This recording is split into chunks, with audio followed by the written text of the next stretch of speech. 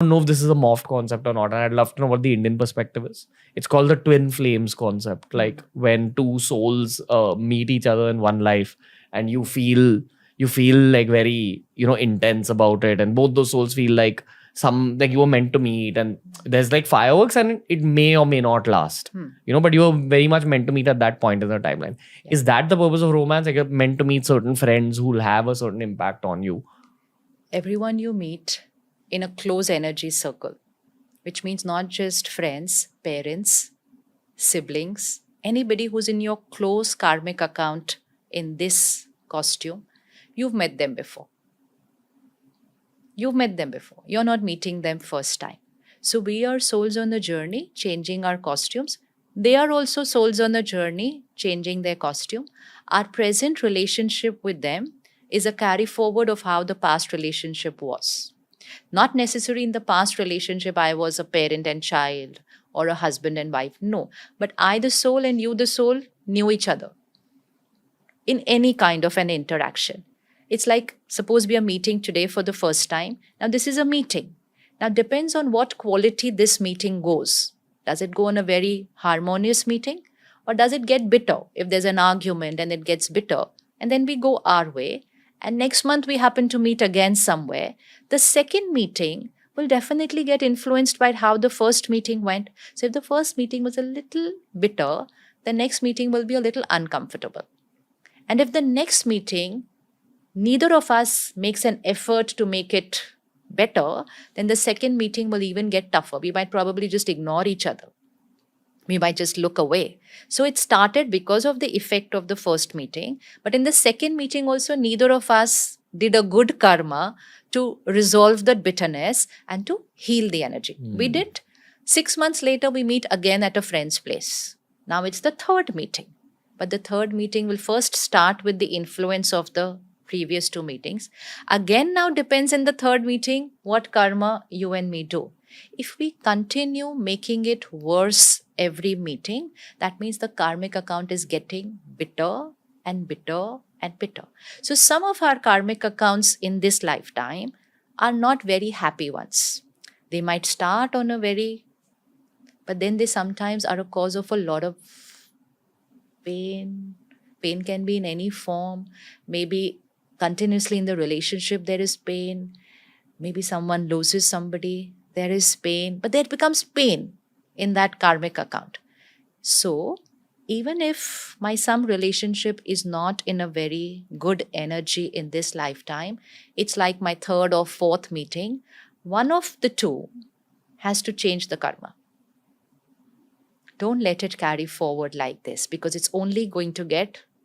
So it started with a simple argument, went to ignoring each other, third, absolute indifference, fourth, talking ill about each other to the other guests who are saying, why aren't you talking to each other? So every next meeting gets worse. And will you keep meeting that person until you sort it out? You will keep meeting that person because that person is in your very strong karmic pattern cycle. You don't meet only the ones which are with the bitter energy. You are always meeting also the ones which are very Positive. Beautiful. Anyone with whom I have a strong karmic account, I will keep meeting. So the ones which are beautiful, we continue making them even better. But the ones which are a little uncomfortable, we should sort them out. Do you think we have met before? Of course, we can't meet like this again otherwise. And have this kind of a conversation? Yes.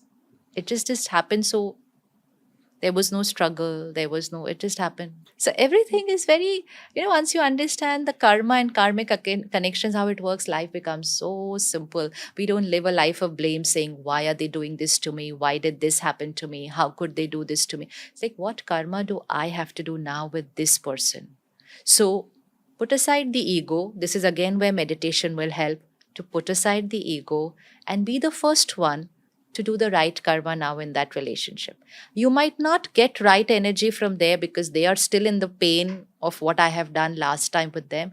Continue. But because now you are energizing yourself, you have the ability to radiate good energy.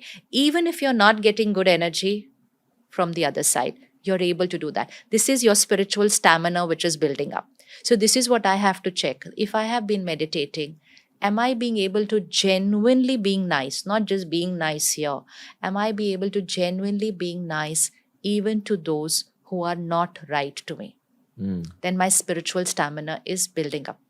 So then I'm creating good karma in this meeting, and then my past karmic account is settling. So that's what you said. Will the consequence still come if we are meditating? Yes, it will. But when that consequence comes, my present karma quality is now changed. So I'm not going to suffer. I'm going to settle that past karmic account. So everyone we are meeting, not just the twin flame is not just for that relationship.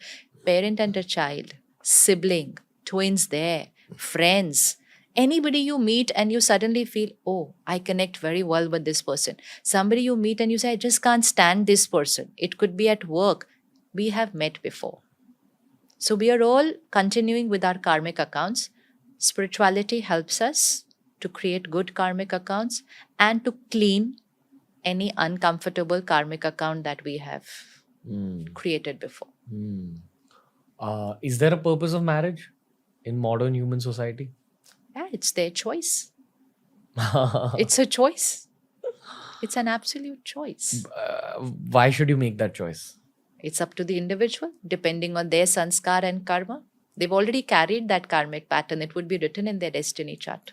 If they have to get married or not. Because they've already created that karmic account as to who is going to be. The one. That's pre-decided. That's pre-decided. What about couples that end up getting divorced? That is also pre-decided. If they change their present karma, then that divorce will not happen.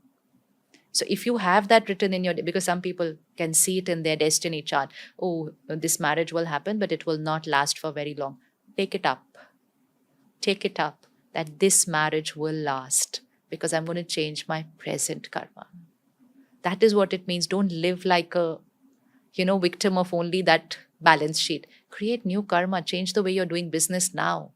And you're not going to live just based on what you started the financial year with. So don't hold that destiny chart like a reality manual. It's a probability manual, not a reality manual.